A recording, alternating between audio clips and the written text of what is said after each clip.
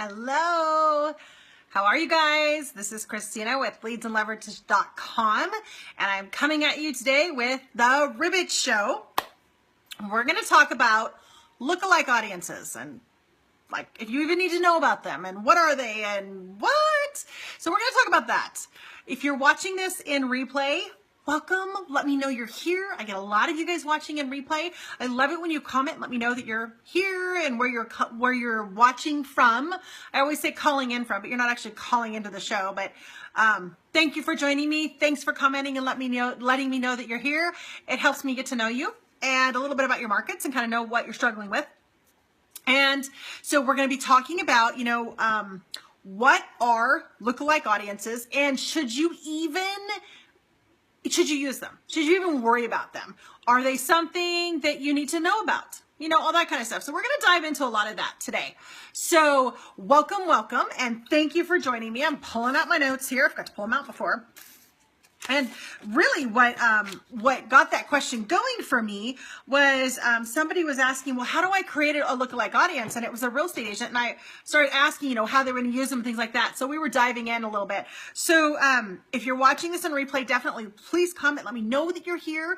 And, let me know if you know what lookalike audiences are or if you're using them. Hey, Donna. And if you are watching this live, let me know you're here. Say hi. Let me see your comments. I am watching this on the computer so that I can see, because I'm noticing that there is a disconnect between comments I'm seeing and not seeing. So I'm definitely watching all the comments everywhere, trying to watch all the comments everywhere, trying to see what everybody's doing, but we'll see what happens.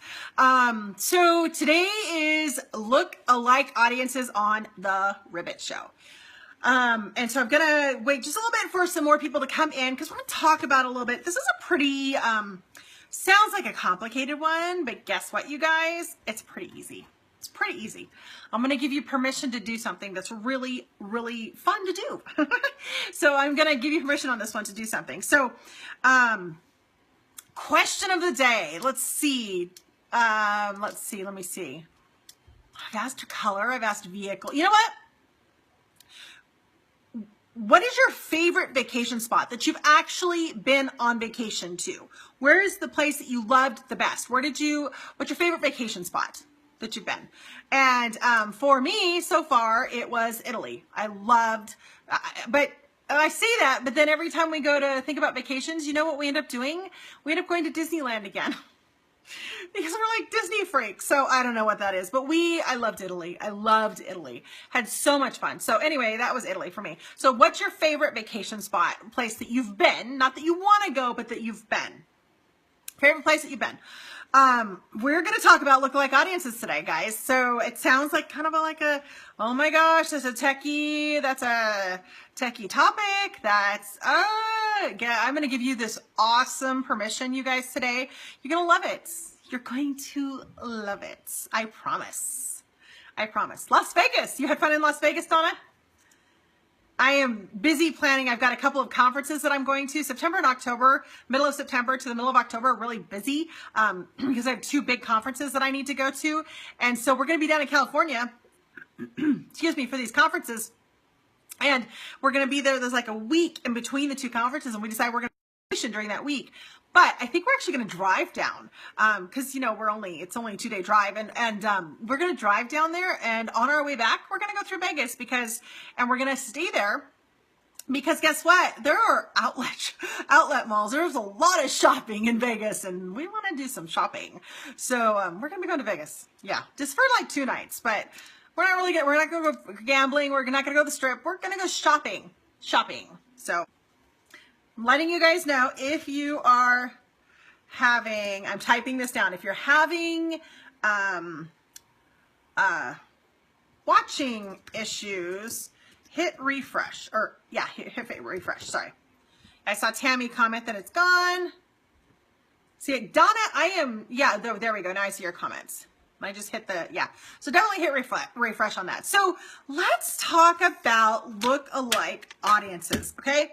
So I'm going to tell you what they are. So you might have heard of them, but a look-alike audience It's really great.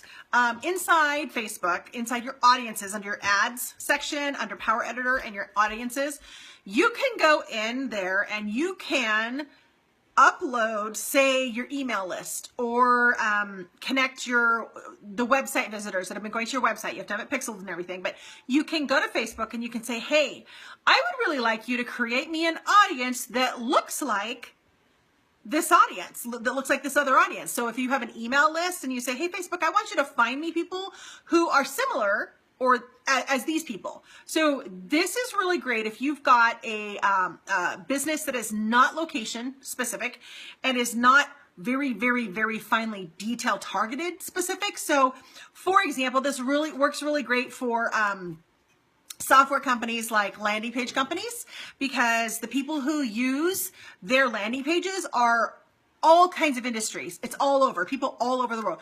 People who create websites, if they don't have a specific niche, it's awesome from all over there. Okay, so you need to know that when you look at lookalike audiences, it's great to have that ability to go to Facebook and say, hey, here's my email list. Can you find me an audience that's similar? Okay, here's where it's not a great thing. Here's where it's not a great thing. If you have a very specific target market, for example, you guys, you have a specific target market. You want people who live in or are moving to your zip codes, and you probably, I really tell you guys to target people who are homeowners in those zip codes because you get a bigger response. So when you're targeting homeowners in a specific zip code, guess what? You can't go to Facebook's lookalike audience thing and say, hey, these people are in my email list and they're homeowners or not. You can't send that to Facebook and say, hey, give me a lookalike audience, because Facebook's not going to say, okay, we'll make sure that they're in your zip code and we're going to make sure they're homeowners. No, what Facebook's going to do is they're going to go, okay, well, they shop like this, they do this, they do that. So we're going to find you a similar audience. And here's where the problem is they're not targeted. They're a similar audience based on behaviors and interests and things like that, but not necessarily on what you want them to be based on. Here's another example. I cannot use lookalike audiences because you guys are my target. You guys, I need the real estate industry. I need people who are real estate agents or realtors inside the real estate industry. That's what I need. That's what I'm looking for. That's my target audience. So when I give Facebook my list, I have a lot of you guys on my email list. When I put it up there and I say, hey, give me a lookalike audience, do you know how big that lookalike audience is that they give me? It's like 5 million people. I even say I want only people in the US and Canada. 5 million people. There are not 5 million real estate agents in the United States. There are about 2 million real estate agents and around 1 million-ish realtors. So when there's 5 million people on a lookalike audience, it's like, something's wrong here. So I would be reaching people who are untargeted, who are not my ideal audience. And that's the same thing with you guys, with the lookalike audience. It's really not worth your time. So here's what I'm giving you guys permission to not use lookalike audiences. You don't need to learn anything about them, at least not yet, until they get better at them. You don't need to learn anything about them. You don't need to learn the tech. You don't need to implement them. You can just let them go. If you watch Disney's and, the whole Frozen thing, let it go. Yeah, let it go. So if you want to sing that song in your head, let it go. Totally do that. But the point is, you just don't need to know anything about it, which is why I like doing these, because half the stuff that we're told we need to look at won't actually work for us. It won't actually produce what we want it to produce. I've seen trainers saying, hey, you need to be using lookalike audiences. And I'm like, dude, have you ever looked at a lookalike audience? Have you ever actually seen the results from a lookalike audience? Yeah, not so great. It's wonderful if you have a company that has a bit broader. So like a landing page company, if you have that kind of business and you need to target people in all industries and all business types use landing pages. However, not people in all industries and all business types and all over the world own property in your area. So you need to make sure that you're focused on your targeting, not just using new tech because it's available and it's out there. So guess what? You can ignore lookalike audiences. This was a short one, but I'm not going to end it yet because lots of you guys are here. So, hi, Dawn from Florida. Awesome. Anyone else here that I'm not seeing? Popping in? It's not showing me everybody. And, I've actually got some really, really cool Facebook live streaming news. I'm very excited about this. Very excited. These are going to be so cool. So I'm watching myself on the screen because it's playing this live stream for me so I can see your comments. Here's the thing. Here, there are 3 things that they really, well, actually there's 4, but one's like, so who cares? Well, at least I don't care. One of them is that soon, I don't know when, but soon we're going to be able to have 2 people on a live stream, like side by side, like a Skype conversation. So we'll be able to have 2 people so people can call in or whatever, however they're going to do it, call in and be beside you. You can do an interview on a live stream, or you can do a bantering back and forth, whatever you're going to do. So that's coming. The other thing that's coming is that we're going to be able to schedule live streams. Like you can schedule on Meerkat, you can schedule on Blab. We're going to be able to schedule live streams, you guys. Right now, I have to create an event that's not connected to the live stream in any way. And then when the live stream starts, people go to the event and go, where is it at? And they don't understand it. So we're going to be able to schedule live streams. And I imagine it's going to be something sort of like an event in your events. So that's really cool. And then the third thing, and I like this one the best. The third thing is, a lot of times you need to talk. You need to be engaged on your live stream for, 10 minutes or so, so everybody gets the notifications when you've gone live. And so people have time to join and engage with you. Well, here's the thing. When you schedule your live streams, there's going to be a thing called a live stream waiting room, like a green room or a waiting room. So if people know it's scheduled and they come in a minute or 2 early, they can come ahead of time and hang out in this like virtual waiting room while they're waiting for you to start your live stream, which is huge because that helps the ramp up for people to come onto your live streams. So these are really cool 3 things that Facebook's releasing, and it really fits with what Mark was saying last week about, hey, we are putting like 100% of our focus behind live streaming and video, and I'm very excited for these changes. Now the fourth change, I don't care about. It's I can't remember the code. It's like, I don't remember what it is, but it's a sort of a mask, MQSDT or something like that, masked thing where you can start out with a mask on your face in your live stream or something like that. And like there's superheroes masks and stuff. Some of that's funny if it fits your personality, but it's like, okay, that's just extraneous. That's not necessary, which we like unnecessary things, but that's not what I'm excited about. I'm excited about the first 3. What do you guys think? I see Dawn's excited about one of them. I like those. So really, guys, you're joining me now, and I just want to recap and just say, guess what? Now, if you haven't seen what I said about lookalike audiences, explaining what they were and how they work, definitely do that, okay? But here's the piece. You don't need to do lookalike audiences. You can actually just ignore them. It's not anything you need to think about. And I told you why. So if you missed that piece, I told you why, explained what they were, and why they will not work for your real estate business. Now, if you're in a different industry and you're watching this, I know we have a lot of different industries that watch this. You need to see if lookalike audiences will work for your industry. But if it's a very niche industry, for example, for me, my business is worldwide. However, I work only with people in the real estate industry. My avatar are you guys, real estate agents, realtors, but I have a lot of lenders and I have insurance agents that come in too. But real estate industry, I really want to focus on agents. I want to help agents. You guys are my passion. So if I do a lookalike audience, I don't get to focus on the people that are my passion to help. So that's just what I want you to know about lookalike audiences. Woohoo! Tammy says woohoo. Awesome, you guys. So this is actually, this is a crazy short one. So let me, just hit me with your questions. You kind of have me unscripted. I've never really scripted. This is all I had for my topic for lookalike audiences because I knew what I was going to say. So that's a real big script, isn't it? I don't usually have a script. I sometimes put some key points down to make sure I don't miss something. But this time was pretty easy because I was like, I'm just going to explain what it is and why they can totally ignore it. So tell me, what are you struggling with this week? What do you want me to add to the live stream lineup? I've got next week scheduled and I have all of July, just about all of July open for you guys. I love doing these. I have one, actually, we could talk about not today, but in a live stream, somebody's like, well, multitasking. I'm not very good at multitasking. And I was like, ooh, I want to talk about the myth of multitasking. So I'm going to add that to my lineup.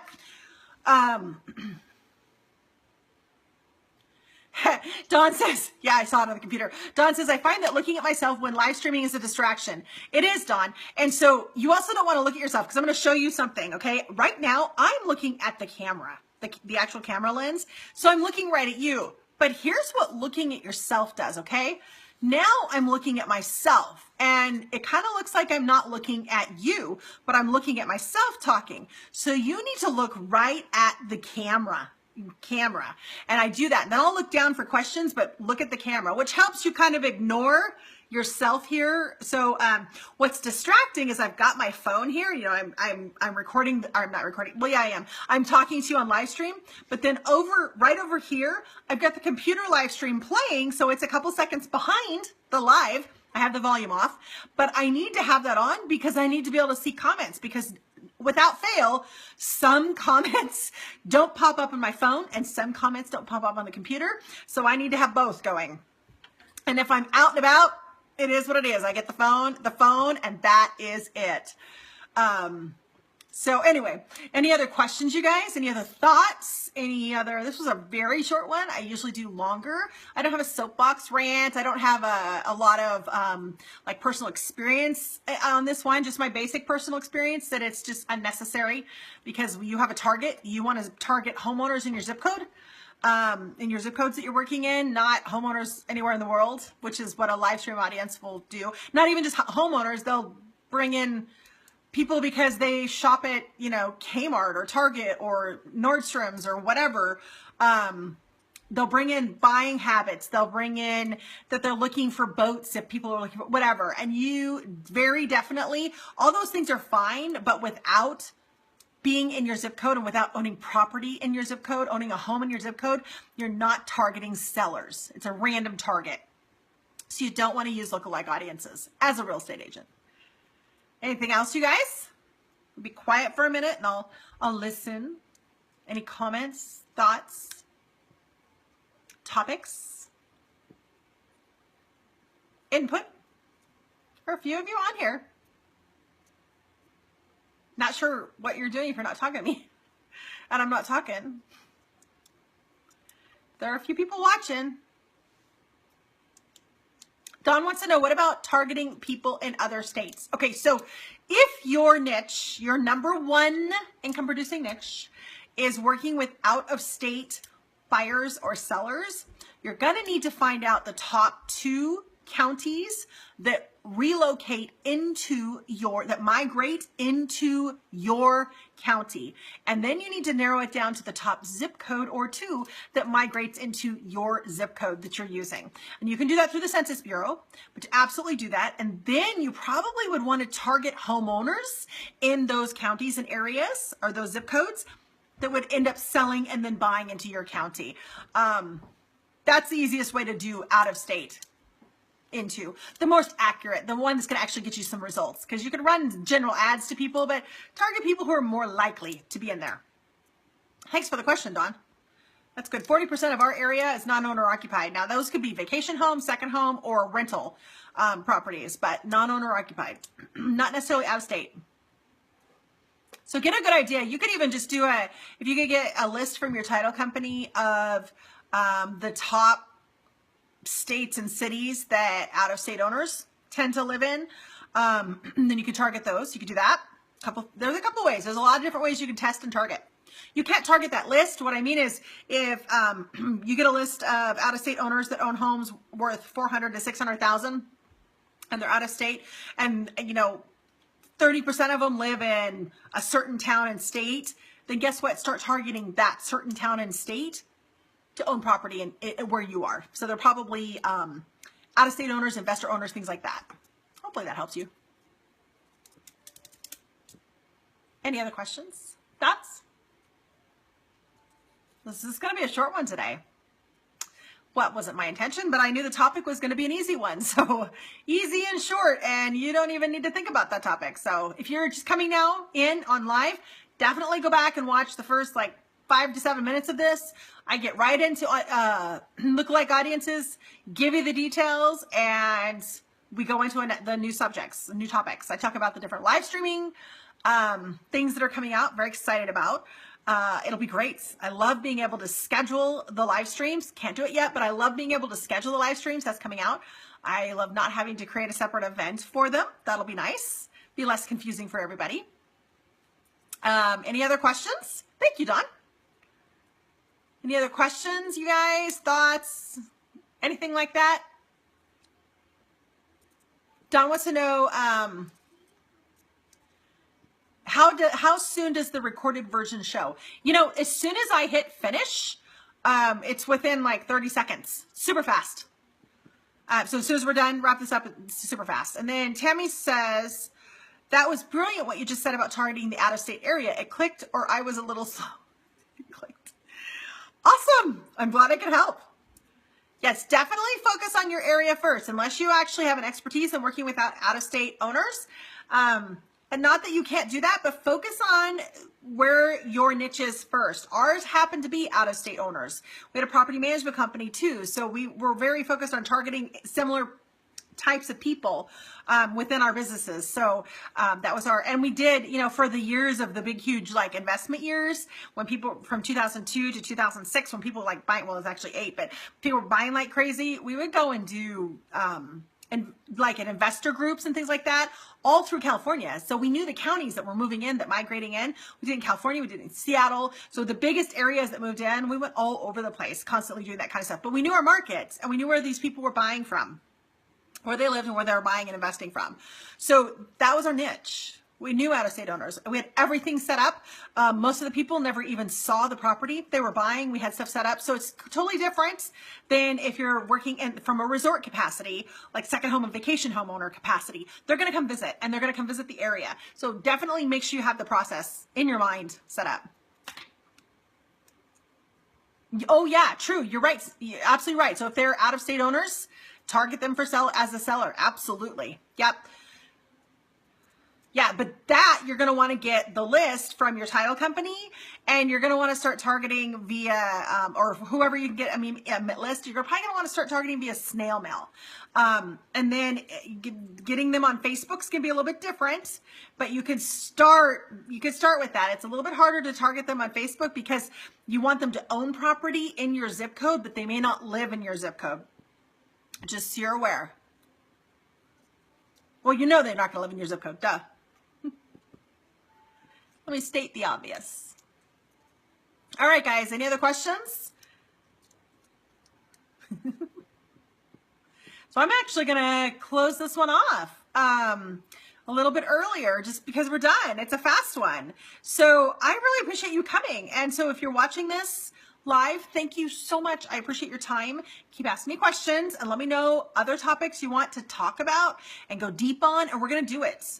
Next week I've got booked, but the week after I have all of July open so far for more Ribbit shows. So we're going to keep doing this. You know, we're only on episode, I think this is episode, 33? Yeah, guys, we got a lot more episodes to go. So we'll do this. And on episode 100, I'm just going to say this now, and you'll have to remind me, but on episode 100, let's do something awesome like give away something. So what you need to do is, if you're still watching this, you tell me in the comments, say in episode 100, I want you to give away, and then I want you to tell me what I should give away in episode 100. Okay? All right. Thank you guys. Have a great afternoon. I will see you on the next Ribbit show.